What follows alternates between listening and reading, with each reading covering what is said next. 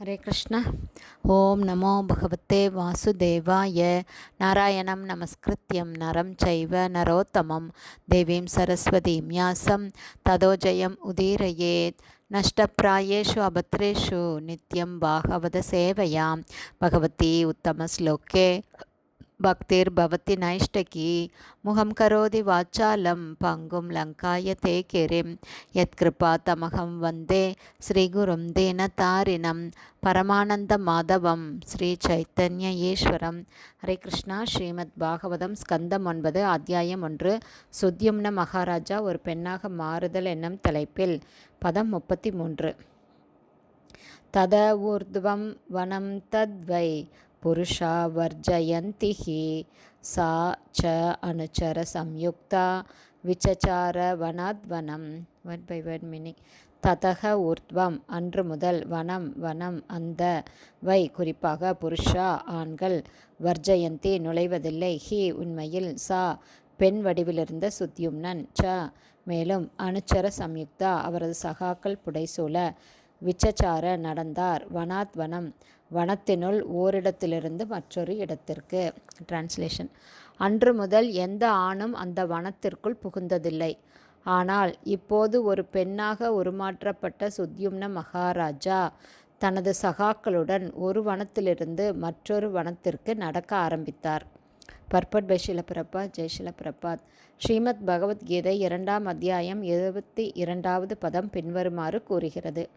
வாசாம்சி ஜீர்ணானி யதா விஹாய நவானி கிருஹ்ணாதி நரோபராணி ததா ஷரீராணி விஹாய ஜீர்ணானி அந்யானி சம்யாதி நவானி தேஹி.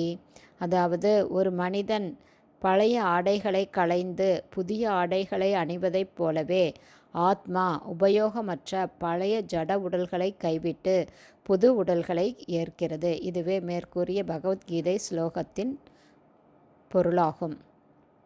உடல் ஒரு ஆடையை போன்றதென்பது இங்கு நிரூபிக்கப்பட்டுள்ளது.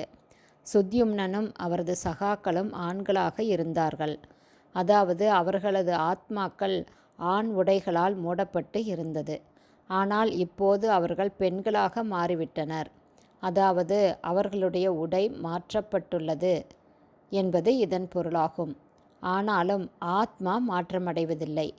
நவீன மருத்துவ முறையினால் ஒரு ஆணை ஒரு பெண்ணாக மாற்றிவிட முடியும் என்று கூறப்படுகிறது. ஆனால் உடலுக்கு ஆத்மாவுடன் எந்த சம்பந்தமும் இல்லை. இந்த பிறவியிலோ அல்லது அடுத்ததிலோ உடலை மாற்றிக்கொள்ள முடியும்.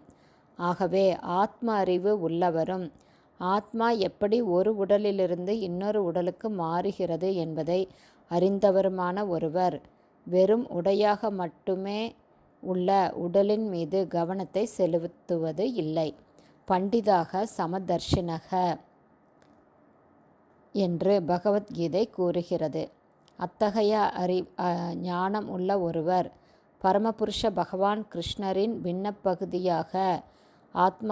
பின்னப்பகுதியான ஆத்மாவைத்தான் பார்க்கிறார். ஆகவே அவர் ஒரு சமதர்ஷி கற்று உணர்ந்தவர் என்று அழைக்கப்படுகிறார்.